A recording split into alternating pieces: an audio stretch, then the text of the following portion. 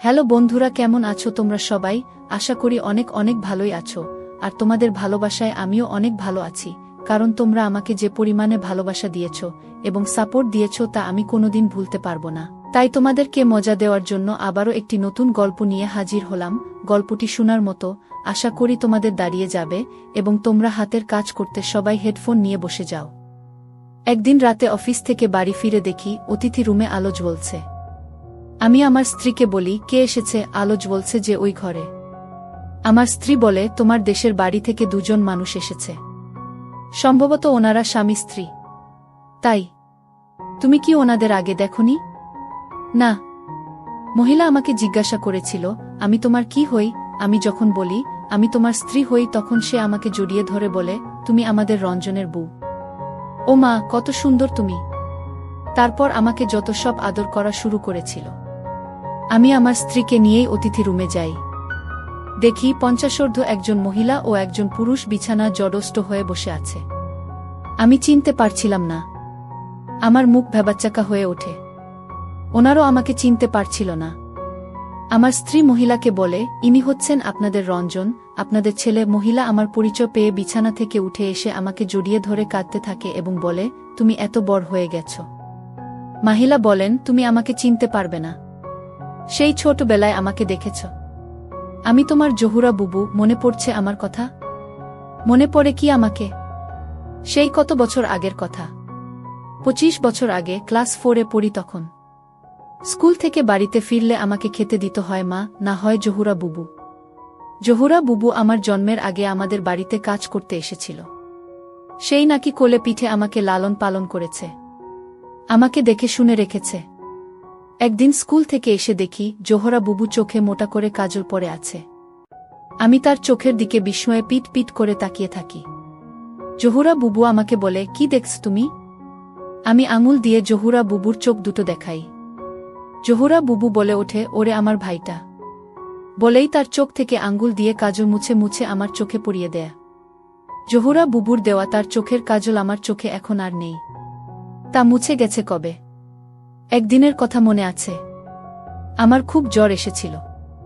2-3 দিনেও জ্বর নামছিল না। এই জহুরা বুবু মাকে কিছুতেই রাত জাগতে দেয়নি। সেই একটানা 4 রাত আমার সিয়রে বসে জেগে থেকেছে।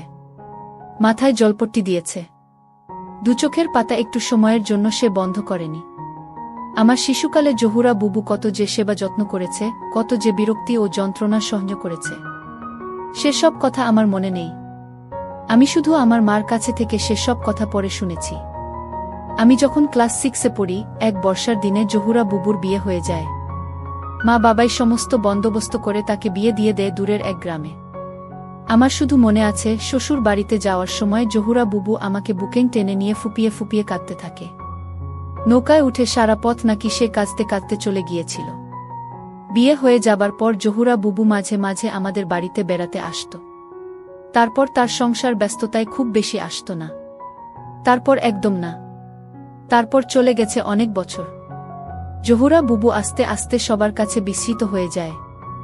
এই বিস্মৃত জহুরা বুবুকে দেখে যতটুকু খুশি হলাম তার চেয়ে বেশি বিষাদে মনটি ভরে উঠল। জহুরা বুবু কেমন শীর্ণকায় হয়ে গেছে। চোখের নিচে কালো দাগ পড়ে গেছে। মনে হলো সে বড় ধরনের কোনো রোগে দুঃখে ভুগছে। জহুরা বুবুই বলছিল, আমি তোমাদের বাড়ি থেকে ঠিকানা নিয়ে তোমার এখানে এসেছি। আমার অনেক বড় অসুখ হয়েছে মনে হয়।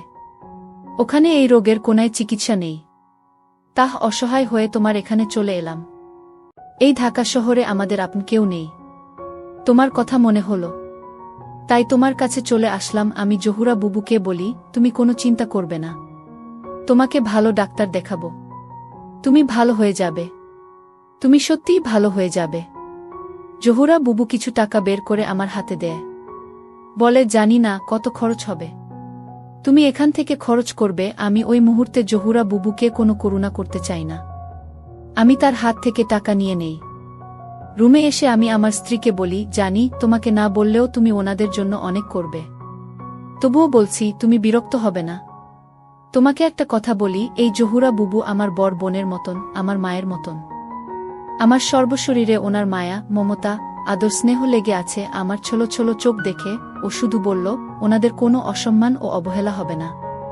তুমি দেখ, শহরের সবচেয়ে ভালো বিশেষজ্ঞ ডাক্তারকে জহুরা বুবুকে দেখাই। ওনার সমস্ত কিছু চেক আপ করানো হয়। সবগুলো রিপোর্ট পেতে 2-3 লেগে যায়। ইতোমধ্যে ঔষধও খেতে থাকে। সুন্দর চিকিৎসা পেয়ে জহুরা ববর মুখে হাসি ফুটে ওঠে। একদিন রাতে টেবিলে বসে খাচ্ছিলাম, আমার খাওয়া দেখে জহুরা বুবু আমার স্ত্রীকে বলছিল, বুমা, তুমি রঞ্জনকে এত ঝাল ভাত খাওয়াও কেন? ও তো ছোটবেলায় ঝাল ভাত খেত না, দুধ আর সরবিকলা দিয়ে ভাত খেত। ও কোনো সময় নিজ হাত দিয়ে ভাত খেত না। চাচি আম্মা, না হয় আমি তুলে খাওয়াতাম। আর একদিন আমার মাথার চুলে তেল নাই দেখে আমার স্ত্রীকে বলছিল, বুমা, তুমি ওর মাথায় তেল দিয়ে দাও না কেন? সরিষার তেল নিয়ে আসো। আমি ওর মাথায় তেল দিয়ে দেই। এরকম আরও অনেক কিছু ওই অল্প কয়দিনে আমাকে পেতে হয়েছে। ইতোমধ্যে সমস্ত রিপোর্টগুলো পেয়ে যাই। জহুরা বুবুকে আবার ডাক্তারের কাছে নিয়ে যাই। ডাক্তার সাহেব রিপোর্ট সব দেখলেন। রিপোর্ট দেখে তার মুখটা বিমর্ষ হয়ে ওঠে। তিনি নতুন করে আরও ওষুধ দিলেন এবং ইংরেজিতে আমাকে বললেন, আপনি ওনাদের বাইরে রেখে এসে আমার সাথে দেখা করুন। আমি জহুরা বুবুকে বাইরে রেখে ডাক্তার সাহেবের সাথে দেখা করি। ডাক্তার বললেন, ওনার লিউকোমিয়া ধরা পড়েছে, রক্তের ক্যান্সার। খুব বেশি হলে উনি 3 মাস বাঁচতে পারে। এই চিকিৎসা এখানে এখনও ওই রকম নেই, খুব ব্যয়বহুল, আর করেও লাভ হবে না। জহুরা বুবু তার স্বামীসহ আমার বাসায় আরও 3 দিন ছিল। আমি জহুরা বুবুকে বলি, ডাক্তার সাহেব তোমাকে 3 মাসের ওষুধ দিয়ে দিয়েছে। তুমি যদি ভালো না হও 3 মাস পর আবার এসো। যেদিন জহুরা বুবু চলে যাবে সেদিন বুবুকে বলি, বুবু, তুমি আমার চোখে একটু কাজল পরিয়ে দাও না। আমার স্ত্রীর কাছে কাজল ছিল, কাজল নিয়ে আসে। জহুরা বুবু আমার চোখে কাজল পরিয়ে দেয়। আমি তার চোখের দিকে তাকাই, দেখি জহুরা বুবু অঝরে কাঁদছে। তারপর আরও কত বছর চলে গেছে। শুনেছি অনেক আগেই জহুরা বুবু চলে গেছেন জীবন নদীর ওপারে। তার দেওয়া সেই কাজল এখন আর আমার চোখে নেই। তা কবে মুছে গিয়েছে।